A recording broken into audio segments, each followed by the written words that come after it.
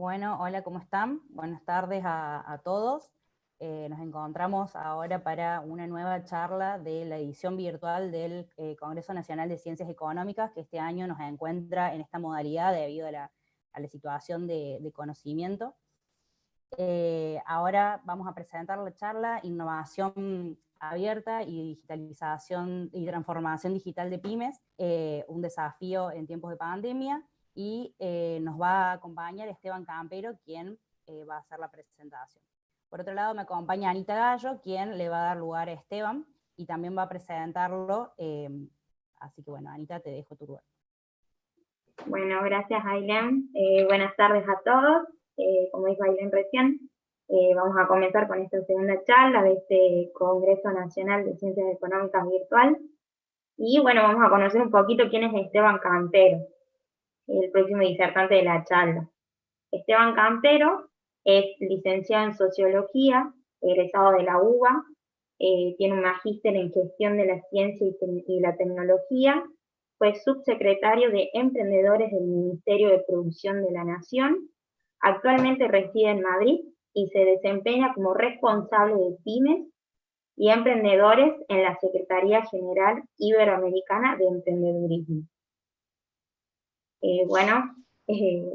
Le damos la palabra a Esteban, y bueno, esperamos que les guste, y bueno, las preguntas las pueden hacer por el chat, y al final de la charla va a haber un espacio referido a las mismas. Los dejamos con Esteban. Bueno, muchas gracias Anita, buenos días, buenas tardes a todos. Quería empezar agradeciendo, la verdad que para mí es un enorme placer estar acompañándolos hoy en esta tarde de Madrid,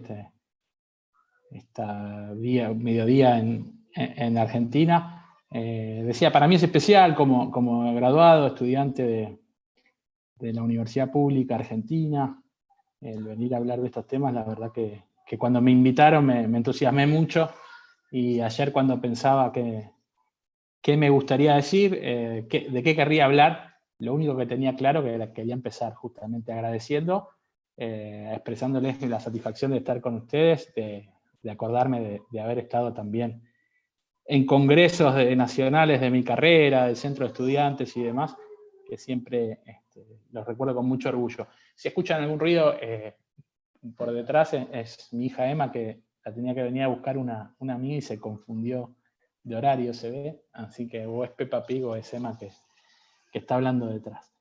Bueno, decía que los temas que quería compartir con ustedes tienen que ver con la transformación digital de las pymes, tienen que ver con la idea de innovación abierta y de desarrollo de los ecosistemas emprendedores en un contexto histórico, la verdad que muy complejo, que no podemos obviar, que no tendría ningún sentido que hagamos cualquier análisis económico, de políticas de innovación, de ciencia y tecnología, de emprendimiento, sin tener cuenta cuál es la línea de dónde estamos parados en este momento. Y la verdad que es un contexto histórico muy difícil, cambió mucho el mundo en el último año. A nivel global, las pymes podemos decir que es el actor económico que más padece, ¿no? Que padece de manera más cruel las medidas de confinamiento que se adoptan en cada uno de los países para hacer frente a la pandemia. Después podemos discutir si los caminos son los adecuados o no, pero yo diría que no hay ningún país del mundo que hoy no esté cuidando a las pymes y cuidando el empleo. Es uno de los principales focos de atención de todos los gobiernos. Yo hoy quería, para hacer un recorte de qué temas hablar en este tiempo y dónde poner el foco de la conversación, y después abrirlo a preguntas. Yo, recién cuando me presentaban, comentaban que estoy en Madrid, que coordino el área de emprendedores y pymes en la Secretaría General Iberoamericana. La Secretaría General Iberoamericana es una organización que la integran los 22 países de América Latina, más Portugal, España y Andorra. Somos los que organizamos, entre otras cosas, las cumbres de jefes de Estado. Seguramente algunos lo recordarán, pero son muy jóvenes, pero la famosa aquella de ¿por qué no te callas? Cuando Chávez y el rey de España, Juan Carlos, debatieron en la cumbre de jefes de Estado en Chile. Bueno, nosotros, entre otras cosas, organizamos eso, trabajamos mucho desarrollando programas de cooperación entre los países, trabajamos mucho haciendo incidencia, es decir, somos una voz de consulta de los gobiernos a la hora de diseñar instrumentos y políticas referidas a diferentes temas. El tema que me ocupa a mí es el de la gestión de la innovación, el desarrollo de las pymes y el desarrollo y la interconexión de los ecosistemas emprendedores en Iberoamérica. Hoy vengo a hablarles justamente poniendo foco en América Latina fundamentalmente, si bien obviamente me voy a referir a Argentina en algunas de las cuestiones que les comente. Mi trabajo anterior, como me presentaba Anita, fue de subsecretario de Emprendedores del gobierno de Argentina, del 2015 hasta finales de 2017. Entre otras cosas, fuimos los que impulsamos la ley de emprendedores, que ahora también está en discusión esto de la creación de empresas en un día, la Sociedad por Acciones Simplificadas, y fuimos los que impulsamos también los primeros programas de coinversión público-privada con fondos de Venture Capital y de aceleradoras desde el gobierno de la Argentina.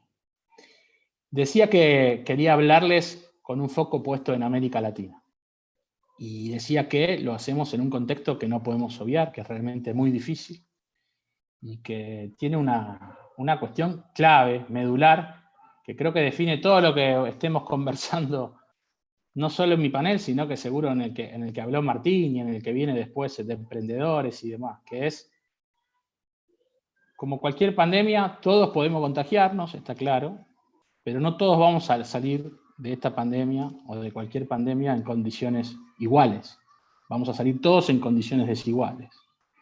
La realidad de nuestra región también se agrava por tener menos espacio para aumentar el gasto fiscal, ustedes lo conocen muy bien, por mayor niveles de endeudamiento, por limitados ingresos fiscales.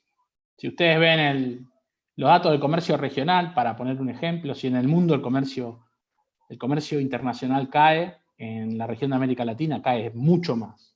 Si en el mundo de la actividad comercial va a caer un 17% aproximadamente, es lo que está previendo el Banco Mundial y diferentes organismos, según CEPAL en América Latina, esa caída va a ser del 23%. Se estima que además casi 2,7 millones de empresas formales pueden cerrar. Esto implica una cantidad de empresas donde el 90% son microempresas, y que implica también una pérdida de casi 9 millones de puestos de trabajo. Imagínense las urgencias y la dimensión de semejante crisis de la que estamos hablando, que traspasa absolutamente todos los temas que tengamos que tratar hoy. Así que en estas situaciones nos encontramos, como les decía, todos nuestros países, sobre todo los que más conozco son los de América Latina, con diferentes matices y diferentes estrategias, están llevando líneas de acción, ¿no? Tales como acceso a crédito para pagar sueldos, financiamiento para capital de trabajo, asistencia técnica, formación, fortalecimiento de capacidades, apoyo a exportaciones. Algunos países lo hacen mejor que otros. Estoy en Europa, estoy en Madrid, y la verdad que acá la situación también es terrible, es una crisis terrible absolutamente. Yo salgo a dar una vuelta a la manzana, acá en Europa, acá en Madrid, no hace falta que lo haga en La Matanza o en el Gran Rosario. Hay muchos comercios que estaban hace 3, 4 meses y que hoy ya están cerrados, ¿no? Decía que vamos a hablar de transformación digital de las pymes y vamos a hablar de innovación abierta. Y acá el fenómeno de la transformación digital es el que más se aceleró en estos últimos meses. Basta con ver la vida personal de cada uno de nosotros o cómo nos organizamos para estudiar o para trabajar, ¿no? La urgencia del momento impulsó el teletrabajo, impulsó el comercio electrónico, la digitalización de la gestión y de la producción. Pero como estas cuestiones que surgen en la urgencia y que nos hace salir desde una línea de partida con mucha desigualdad, necesita planificarse a largo plazo, ¿no? Necesita estructurarse en políticas públicas para garantizar que este acceso genere mejoras en la competitividad y en la productividad. Entonces hoy vamos a hablar un poco de eso, de cómo empezar a diseñar o evaluar las que ya existen, políticas públicas que fortalezcan la transformación digital de las pymes, cómo incorporar tecnología a los negocios y aportar también nuevas maneras de pensar, ¿no? Adaptarse a las demandas del nuevo cliente digital, que ese es el gran desafío que también tiene nuestro stock de pymes ya existente, que necesita no solo repensarse desde el punto de vista de la organización, sino repensar sus propios modelos de negocio hacia adelante. Quería compartir una presentación. ¿La ven ahí? rápidamente para poner algunas ideas en común de lo que estábamos hablando y marcar un poco el concepto, ¿no? Para que se entienda. Me decían en la presentación que vengo de la sociología y a veces los sociólogos somos de largo aliento, somos buenos guitarristas, así que vayan cortándome si me voy muy por las ramas, pero me parecía fundamental definir la idea de paradigma y entender por qué estamos ante un nuevo cambio de paradigma, ¿no? Hay un nuevo paradigma tecnoeconómico que de alguna manera también talla toda la actividad productiva y que genera un conflicto con el paradigma anterior y que genera un trauma para que las organizaciones y las personas nos adaptemos a estos cambios que se vienen produciendo. Y con idea de paradigma, sin volver a las clases que yo tenía del CBC de introducción al conocimiento científico, pero sí repasando que con paradigma nos referimos a una constelación de creencias, de valores, de técnicas y de una manera de hacer las cosas, ¿no? Que comparte una determinada comunidad dada, ¿no? Se pensaba primero desde la comunidad científica, que sirven para dar respuesta a un determinado grupo de preguntas.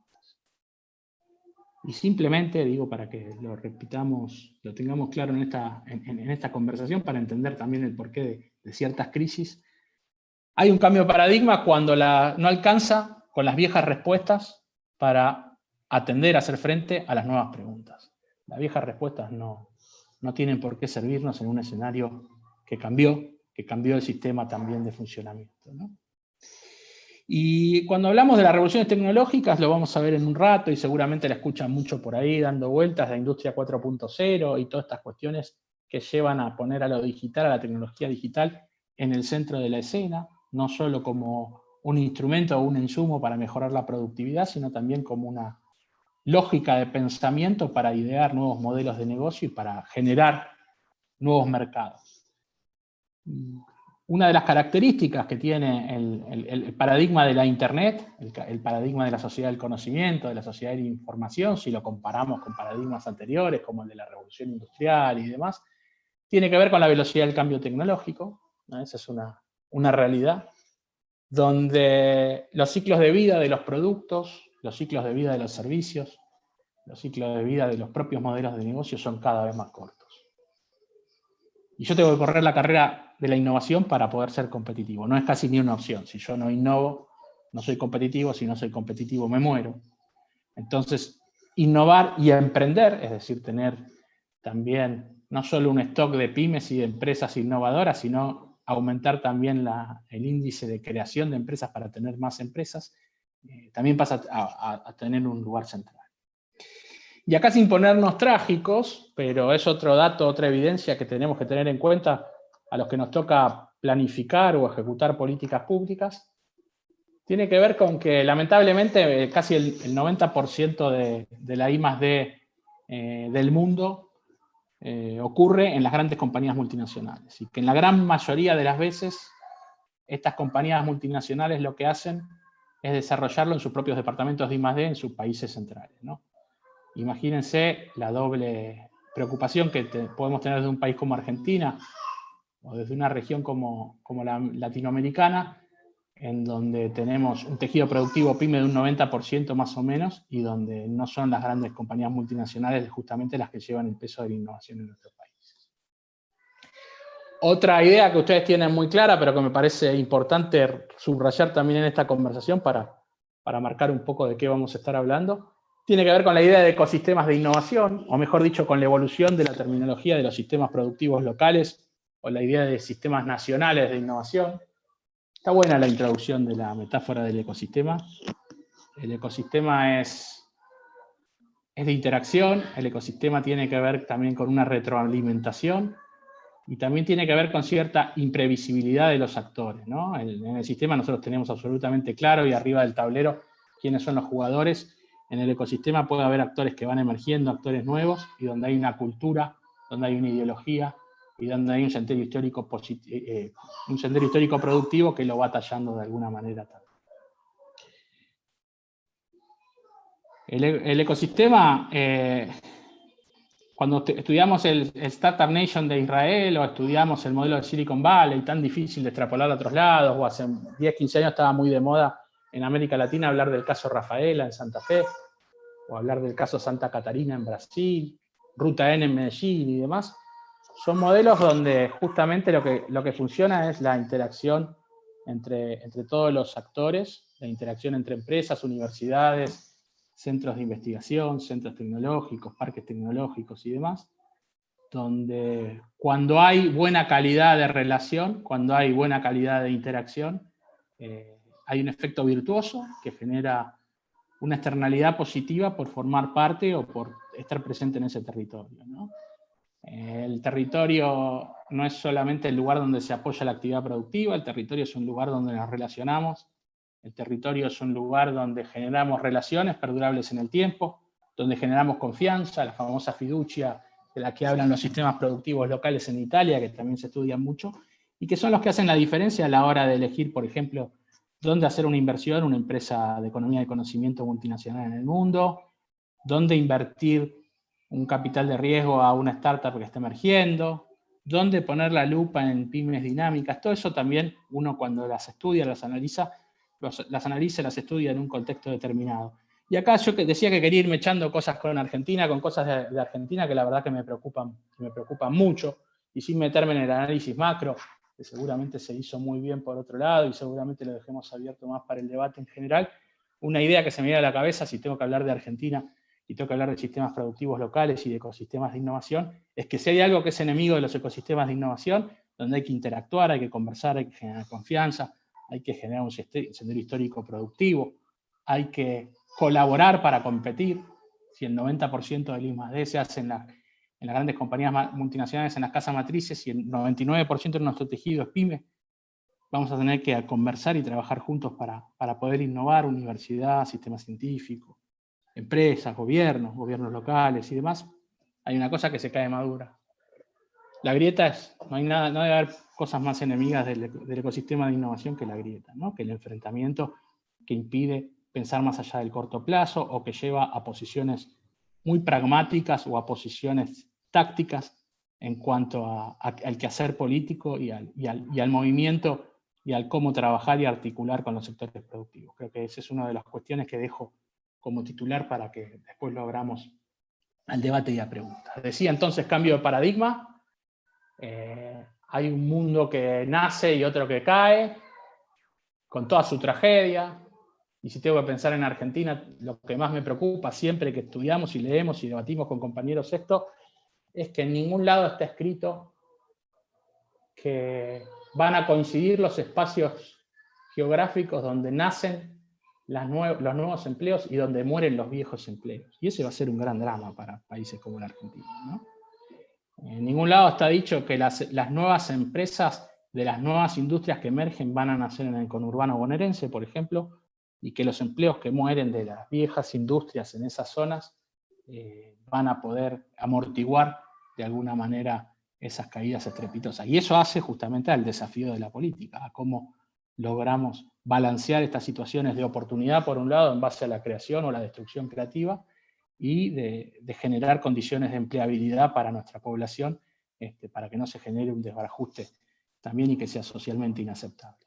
Entonces, dentro del gran paradigma que es la sociedad del conocimiento, del nuevo paradigma, de ese quiebre que se genera en la sociedad del conocimiento después de la revolución industrial, podemos decir que empiezan a haber otros microcambios, que la suma de esos microcambios son los que realmente generan las grandes revoluciones tecnológicas que van generando de alguna manera un desarrollo paulatino de las tecnologías, ¿no?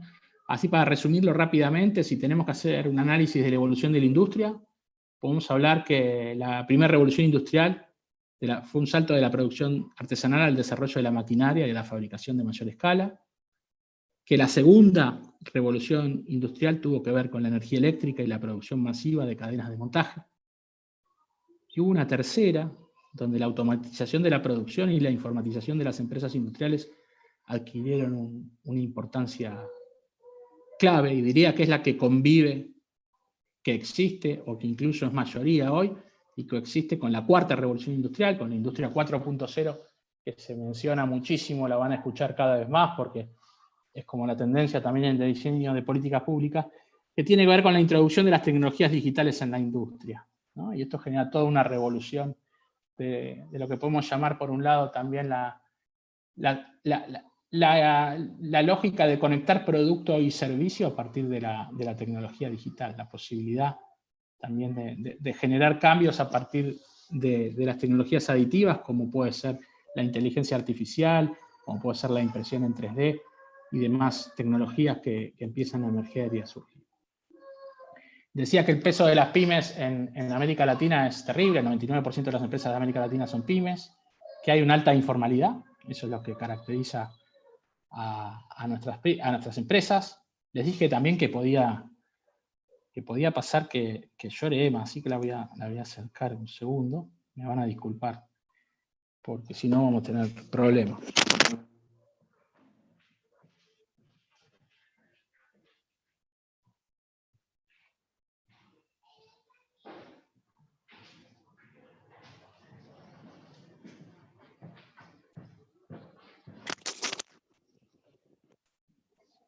Gracias.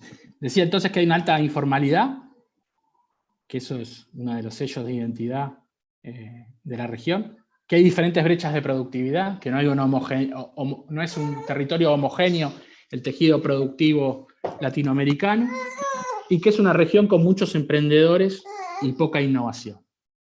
Y ahí se da un gran malentendido que ahora también lo vamos a ver y que seguramente lo van a poder tratar también en la charla que sigue. Las pymes ante la pandemia en América Latina, como decíamos, es el peor dato de los últimos 80 años desde el punto de vista comercial, y esto nos pasa también en un contexto político muy complejo que esperemos que cambie, con las elecciones de Estados Unidos y demás movimientos que está habiendo en el mundo, donde estamos haciéndolo en un escenario de multilateralismo muy débil, donde hay un nacionalismo y cierto mensaje populista también anti-comercio internacional, que también llevan a que tengamos los peores números en América Latina en los últimos 80 años. Es decir, a los latinoamericanos no nos va bien cuando se ponen de moda estos discursos y estas iniciativas puertas adentro. Nosotros necesitamos vender y necesitamos vendernos. Ese es el otro gran punto preocupante y que en la Argentina deberíamos tomar con mayor preponderancia, que es el comercio intrarregional. Cuando nosotros analizamos qué porcentaje del comercio nos compramos y nos vendemos entre latinoamericanos, es decir, si analizamos la composición del comercio internacional de la Argentina, del comercio exterior de la Argentina, cuánto es lo que le compramos y le vendemos a nuestros vecinos. En América Latina es apenas del 17%, aplica el 17% de nuestro comercio. En Europa explica el 53%, en Asia explica el 65%. Imagínense si tenemos margen para crecer y trabajo que hacer para seguir apostando por la integración productiva, por la integración económica y por los intercambios comerciales. No es discurso, tiene que ver con nuestros patrones de desarrollo que tenemos que lograr. Y la digitalización de las pymes en América Latina, les decía que bueno, en un contexto de diferentes brechas de productividad, poco homogéneo, con mucha informalidad, con mucho emprendedor por necesidad y no por oportunidad, muchos emprendedores y poca innovación. Acá se da una dualidad muy interesante. La región se encuentra en una posición intermedia. Si analizamos en tecnologías digitales en qué punto se encuentra a nivel mundial. ¿Por qué se encuentra en una posición intermedia? Porque tanto en infraestructura como en trabajos de la economía digital, si analizamos el conjunto de los países de la región, hay economías como la argentina, la brasileña, la costarricense, la mexicana, que tiran la muestra un poco más para arriba. Hay buena conectividad en general, por más de que muchas veces nos quejamos de la infraestructura digital y que los teléfonos muchas veces no andan, pero en líneas generales, comparado, está en una posición intermedia.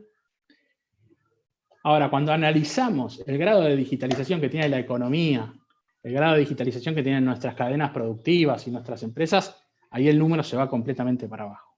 Hay estudios de la CEPAL y de la OSDE que demuestran justamente cómo, aún teniendo en cuenta esos países de las muestras que le comenté, y analizamos el grado de utilización, por ejemplo, de software de gestión, de ERPs, de CRMs, de páginas de comercio electrónico o estrategias de comercio electrónico, o ni que hablar de software y instrumentos de digitalización de la producción, caemos estrepitosamente. Es decir, estamos en un nivel de conectividad y de infraestructura intermedio, y estamos en un nivel de utilización productiva de la Internet y de las tecnologías de la sociedad del conocimiento realmente bajo.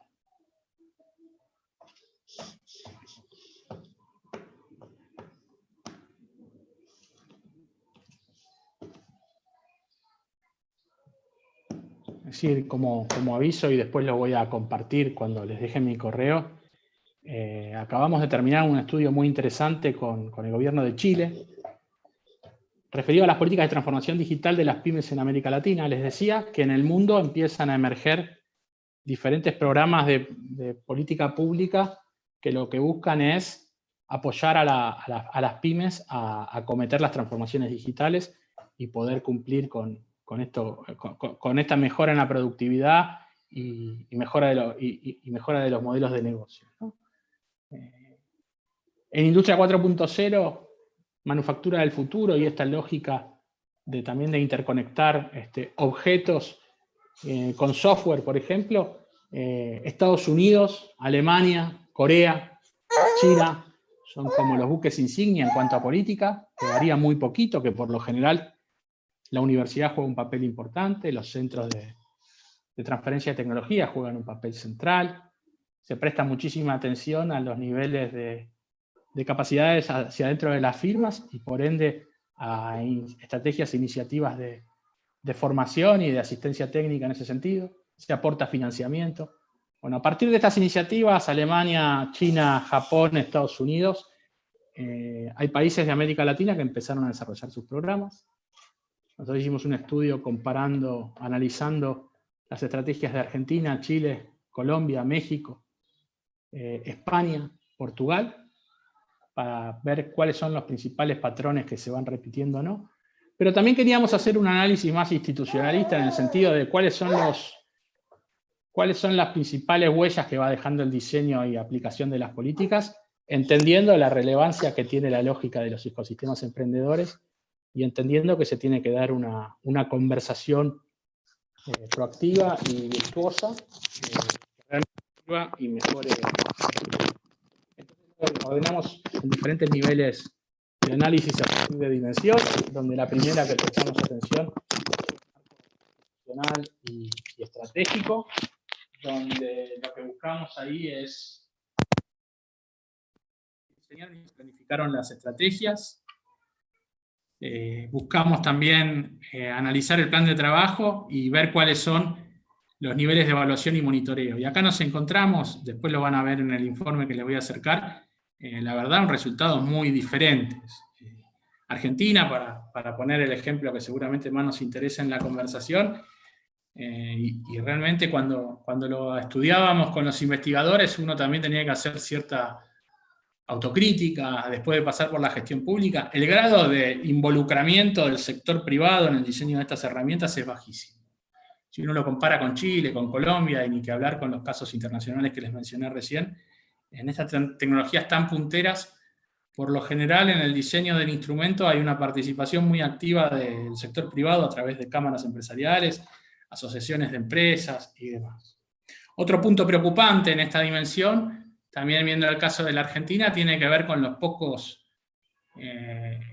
instancias de evaluación de políticas, tanto en línea de base, para saber desde dónde lanzamos, como de impacto de lo que estamos haciendo. Es decir, solemos medir muy poquito cuál es el impacto real de estas iniciativas.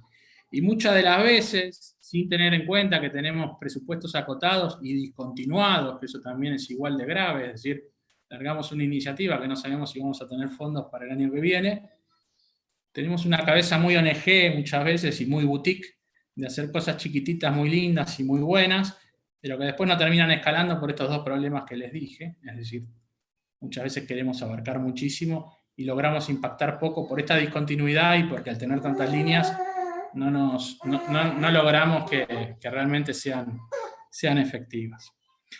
Otra de las dimensiones tiene que ver con la planificación, adopción de tecnologías y ver realmente el grado de concientización, asistencia técnica y financiamiento para esto. Por supuesto que en la tercera nos va peor que en el resto, en la Argentina. La concientización está muy marcada. Si hay algo que tenemos que es muy interesante, es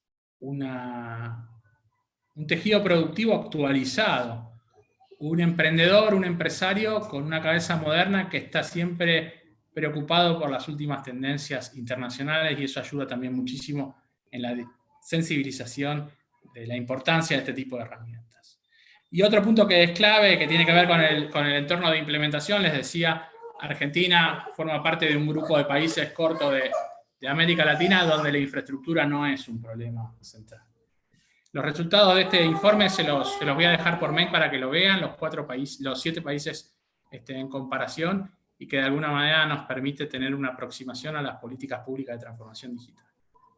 Desde aquí vamos a hablar de transformación digital y vamos a hablar también de innovación abierta, una terminología que empieza a estar cada vez más de moda, que también la van a escuchar cada vez más, pero que adquiere, más allá de las modas, una trascendencia clave en este nuevo escenario internacional en el que nos encontramos. El COVID fue un acelerador de diferentes patrones de conducta de la política internacional. Uno de ellos fue les pido mil disculpas.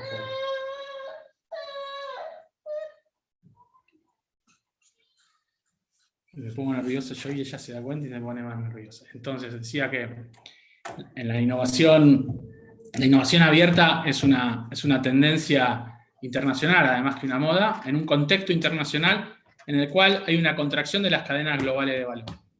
Este es un fenómeno que la pandemia no hizo más que acelerarlo. Ya estaba existiendo por el enfrentamiento comercial entre Estados Unidos y China, es decir, y la tecnología que avanza, que les mostraba recién, la robótica fundamentalmente, permite que determinadas industrias de determinados países puedan decidir volver a su país de origen. Es decir, que puedan sustituir empleo no cualificado con robots, con máquinas, y que una empresa automotriz diga: yo me vuelvo a Japón, me voy de México, porque ya tengo los instrumentos para poder hacerlo, y lo que hago es deslocalizar empresas. Esa tendencia se agravó muchísimo con el COVID, pero repito, era una tendencia que ya se venía dando, ¿no? Y entonces, ¿qué tiene que ver esto con la innovación abierta? Bueno, la innovación abierta es una estrategia muy práctica que ahora vamos a ver para desarrollar proveedores y buscar un lugar para empresas y emprendedores como en la Argentina en las cadenas regionales de valor, por sobre todas las cosas. Se está viendo una reconfiguración de las cadenas globales y regionales de valor. Argentina, creo yo, tiene un potencial enorme, sobre todo con lo que tiene que ver con el desarrollo de la industria de la economía del conocimiento, y la innovación abierta no es más que un vehículo para poder hacer.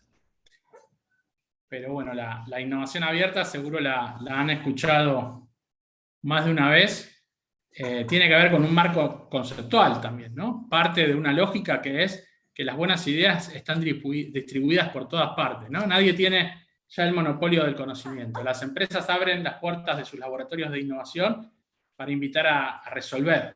Ya no podemos, ninguna organización se puede arrogar que todas las personas inteligentes trabajan con ellas, ¿no? Ya se perdió esa lógica tan centralizada que podía llegar a tener Ford en el paradigma anterior y demás.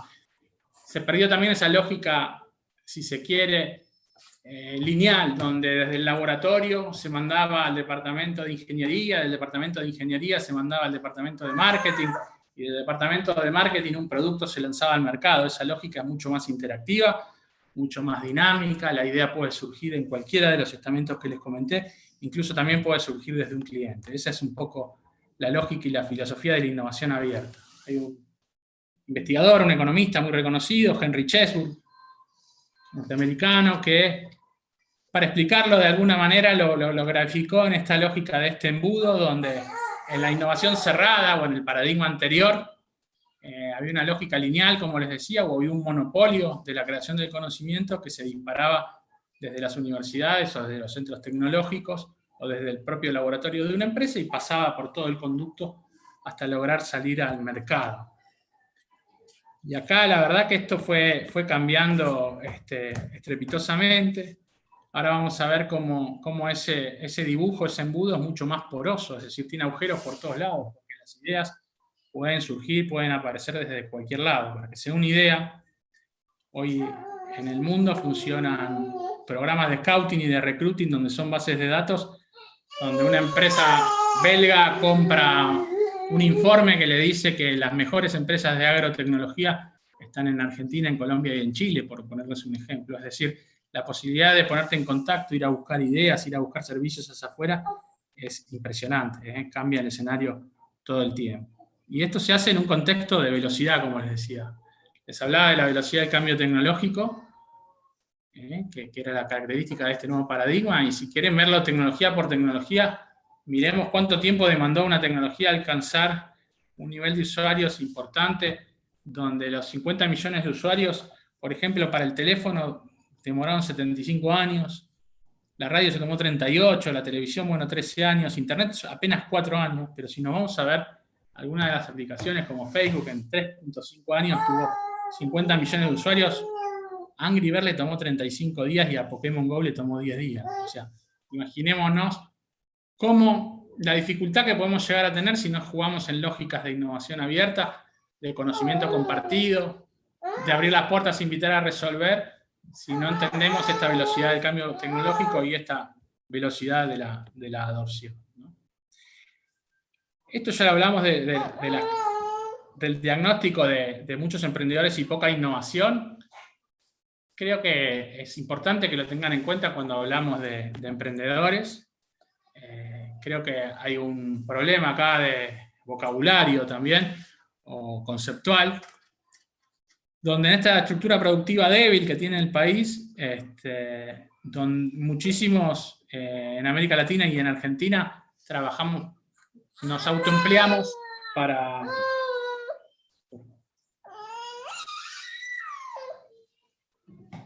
Nos autoempleamos para subsistir y a veces lo contamos como que estamos corriendo la carrera de los unicornios, que tampoco me parece la única medida o el monopolio de las medidas para ver si un ecosistema emprendedor es eficiente o no. A veces yo preferiría, más que un unicornio, tener 200, 300 ponis resistentes que sean pymes dinámicas, que lograron internacionalizarse en el mercado intrarregional de América Latina, que son punteras y que generan empleo de calidad. Pero por supuesto que es una excelente seña de identidad para un país como la Argentina decir que logró 4 o 5 unicornios, empresas que están valuadas en más de 1.000 millones de dólares. Decía que hay un malentendido que creemos que abrir un negocio es sinónimo de innovación y crecimiento económico. Y hay veces que nos pasa hablando con muchos países que a veces la realidad es dura de comentar, pero sí es importante dejarlo en claro, que no siempre decir que tengo muchos emprendedores es bueno para la economía. Es decir, si yo no tengo una economía dinámica, no tengo un sector productivo que genere empleo, lo único que le va a quedar a la gente es salir y armar su propio microemprendimiento, ¿no? En realidad necesitamos empresas nuevas que puedan mantener niveles altos de innovación, de competitividad y sobre todo de crecimiento. No quería poner el foco acá, pero seguramente lo trabajan en algunas de las materias y sería muy importante para otra charla.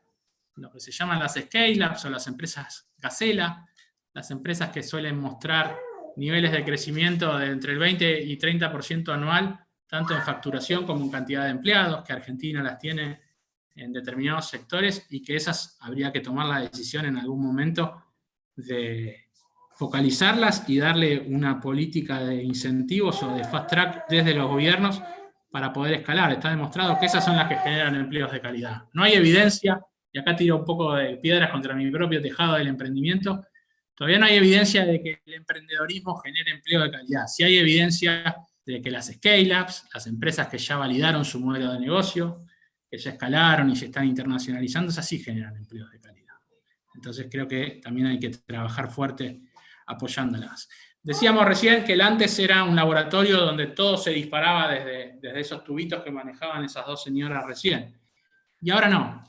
Acá podemos poner fotos de hackatones, de encuentros de realidad de innovación, de ideaciones, de espacios de coworking, donde las empresas, también otra tendencia que se está dando en Europa y también en América Latina y en Argentina, es que las empresas ya empiezan hasta a comprar lugares de los coworking para estar cerca de los emprendedores. Igual eso, yo creo que el COVID va a generar una reconfiguración de toda esta situación, pero digamos, la lógica abierta del origen de las ideas genera una lógica mucho más interactiva, y vuelvo a insistir con las dificultades de la política y la cultura política, por sobre todas las cosas en todo esto, donde en formato grieta esto no creo que camine o que tenga mucho futuro, ¿no? Y les decía que se vuelve mucho más poroso el camino, donde hay muchas más entradas de ideas que pueden surgir tanto de lugares, de departamentos internos de la propia gran compañía, como de diferentes actores de los ecosistemas emprendedores, o directamente de emprendedores o de organizaciones que se mueven alrededor del ecosistema emprendedor. Cada vez más las empresas largan concursos, largan iniciativas que lo que buscan las grandes empresas y las pymes también, las pymes menos, pero cada vez hay más casos, que buscan ponerse en contacto con emprendedores y con pymes que le aporten ideas, donde se asocian, donde invierten, por ejemplo, empiezan a haber aceleradoras corporativas, empiezan a haber fondos de venture capital corporativos, donde, por ejemplo, la empresa Volkswagen quiere tener cerca o invertir todas las empresas de software de movilidad que tengan que ver con la automoción, y entonces la mejor manera de hacerlo es acompañar el desarrollo de los ecosistemas de emprendedores, y cada vez hay más casos de eso. Para ponerle solo algunos números, el 68% de las empresas del top 100 de Forbes Global 500 ya están colaborando con emprendedores, es un dato altísimo. No hay empresa, no hay gran empresa en Europa, les diría, en Argentina también me animaría a decir que ya este número debe haber subido hasta más que esto, que no tenga de alguna manera una participación en un concurso, en una incubadora, en una aceleradora, en un programa de desarrollo de proveedores. Es decir, la empresa que quiera mantenerse a la vanguardia de la innovación, en un paradigma donde los ciclos de vida de los productos son cada vez más cortos, en un escenario internacional donde el 90% del I+D se hace fuera de nuestros países, si no corre esta carrera y abre las puertas y se empieza a interconectar con los ecosistemas de emprendedores. Hay una fórmula de complementariedad acá que es muy rica y que hay que saber explotar. Las grandes compañías aportan mayor espalda, recursos tanto físicos como humanos, capital, economía de escala, canales de comercialización, plataformas de clientes, imagen de marca. Las startups aportan agilidad, creatividad, alta motivación, compromiso, ¿no? Perspectiva de alto crecimiento. Esta cultura, esta potencia que tiene la startup también le permite un refresh de cultura a las grandes compañías que muchas veces les viene bien. Yo en mi presentación no puse, no sé por qué, me puse la parte más de la experiencia pública. Siempre está la discusión de si emprendedor se nace o se hace. Yo creo que emprendedor es una cuestión de momentos también en la vida de uno. Yo me considero, tuve mis empresas en diferentes momentos de mi vida y hubiera dado cualquier cosa para estar aliado con una empresa con más espalda que me permite validar mi modelo de negocios y que me permita también entrar como proveedores y desarrollar una estrategia al costado de ella, ¿no? Algunos ejemplos, esta es una investigación que hizo la Universidad Nacional General Sarmiento de Argentina, que diría tiene el PRODEM, el centro de Hugo Cantis, debe ser uno de los centros, el más potente de estos temas en América Latina, sin ninguna duda. Los números ya son asombrosos, son muy grandes, ¿no? Este número está desactualizado. Argentina ya tiene más de 40 experiencias de trabajo de emprendedores con grandes empresas innovando.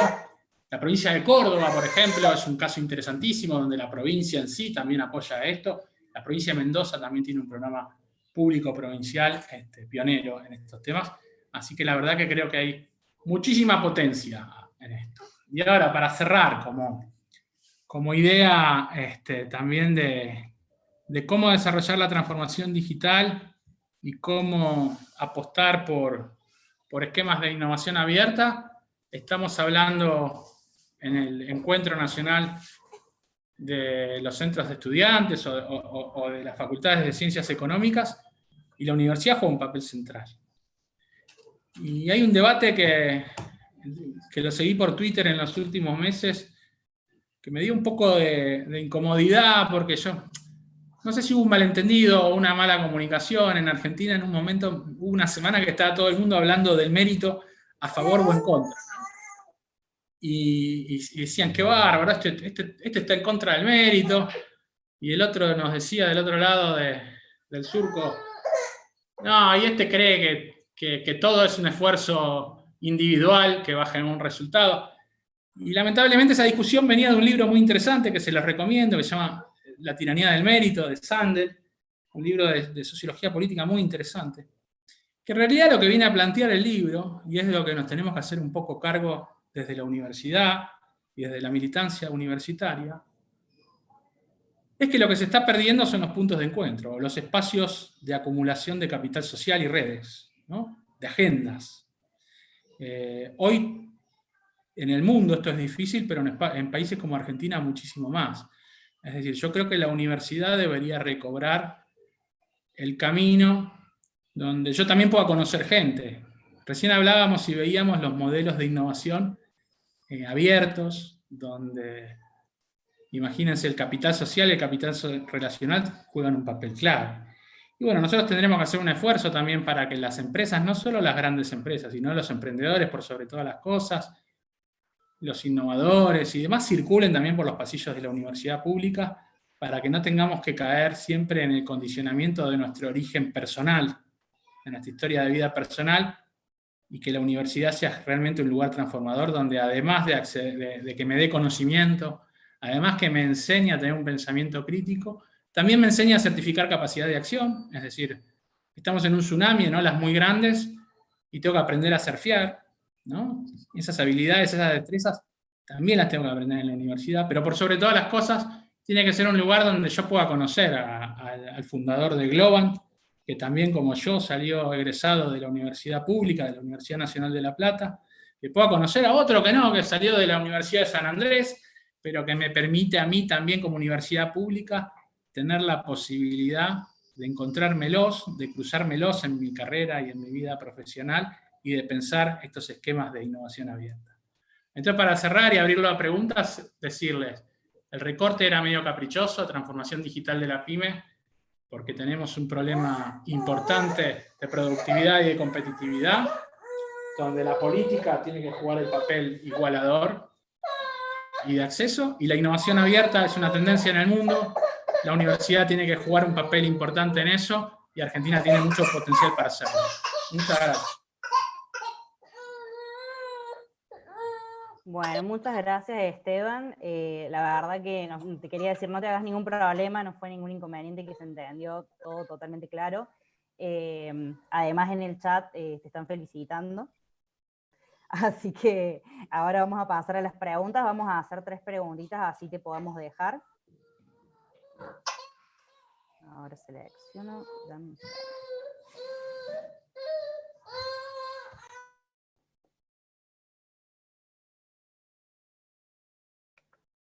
Bien, bueno, vamos con la primera pregunta. La primera dice, las pymes, ¿cómo hacen para solventar los gastos y pérdidas que implica reinventarse? ¿Y en dónde pueden buscar su financiamiento? Bueno, una pregunta clave, digamos, ¿cómo financias todo esto? Hay países que tienen más instrumentos que otros. Argentina cuenta con algunos instrumentos interesantes. Si yo tuviera que hacerle una crítica al sistema que lleva larga data, tiene que ver con que tenemos que financiar más créditos también, más préstamos, ¿no? Más tasas subsidiadas, donde también el impacto que estamos teniendo con los aportes no reembolsables y demás es muy poquito. Me parece que las pymes tienen instrumentos muy acotados. Ayer participé, antes de ayer, en el cierre del encuentro iberoamericano de sociedades de garantías recíprocas. Las SGR juegan un papel importante, pero justamente ante el déficit que implica en la falta de acceso al crédito de la banca tradicional, ¿no? Así que, ¿cómo hacen? Tienen que formular sus proyectos en los bancos, en líneas de crédito que financia el gobierno. ¿Cómo les va en los resultados? Y la verdad no están saliendo bien las cosas. Ahora mejoró un poco, hubo una demora grande también en la aplicación de estos préstamos a principios del año con los bancos, que también tienen que hacer un esfuerzo, ¿no? El gran problema que tenemos también en nuestra banca, para no caerle solamente al Estado. Yo vivía en Chascomús hace unos años y el gerente del Banco Nación de Chascomús seguro que no conocía la línea del préstamo que yo estaba pidiendo para esto, ¿no? También hay que ver cómo mejorar la capilaridad y el saber a la hora de evaluar este tipo de proyectos.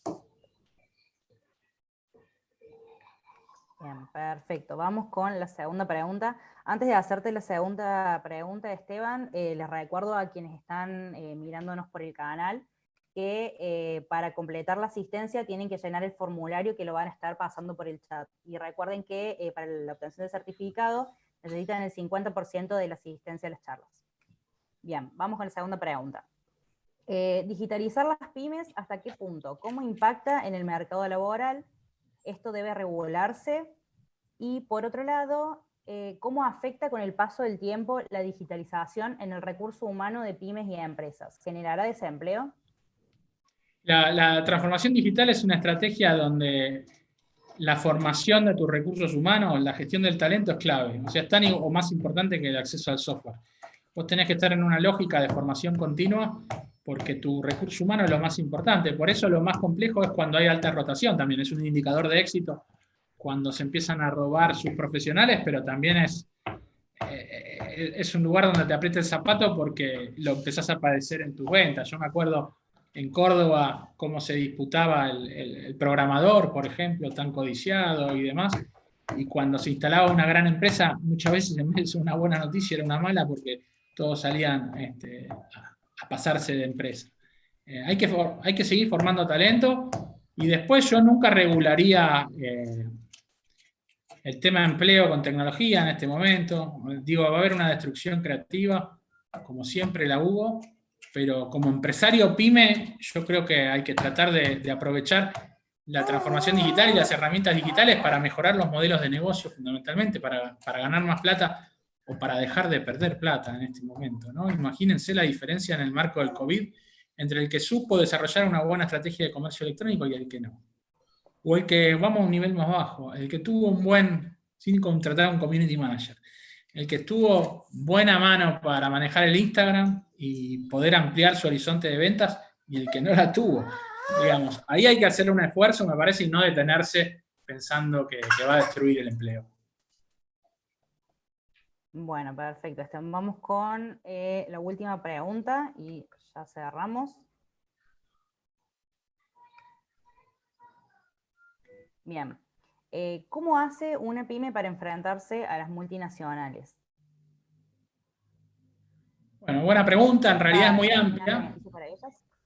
Sí. ¿Cómo, perdón? Si las herramientas digitales serían un beneficio para ellas.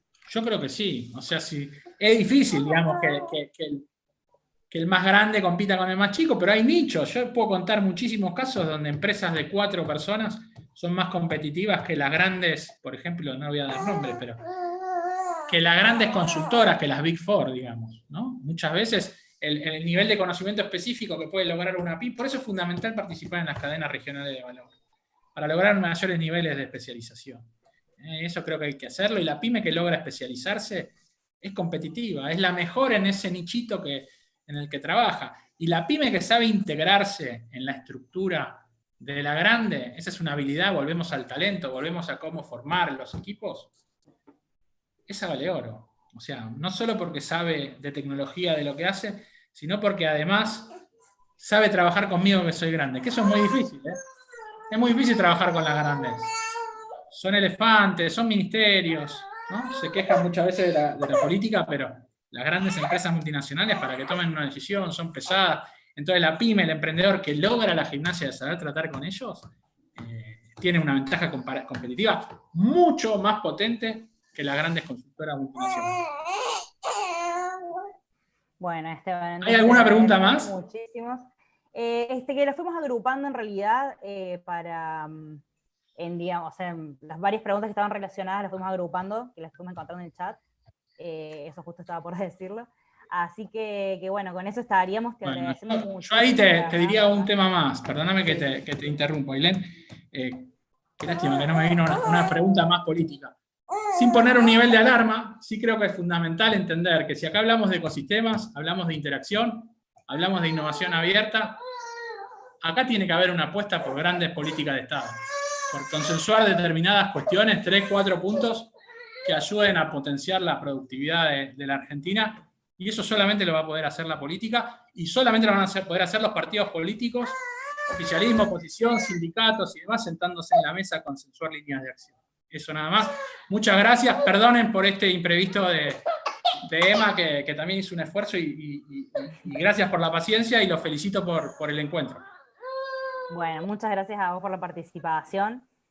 Hubo muchos comentarios positivos en el chat, así que quédate tranquilo de que fue bien recibido el tema y fue bastante entendible. Así que bueno, para todos les recuerdo que a las 17 horas seguimos con la charla Yo Emprendedor, así que los esperamos por el mismo canal. Muchas gracias a todos, y cualquier duda o consulta pueden hacerlo mediante el chat, y también recuerden marcar la asistencia en el formulario que mis compañeros les estarán enviando. Muchas gracias.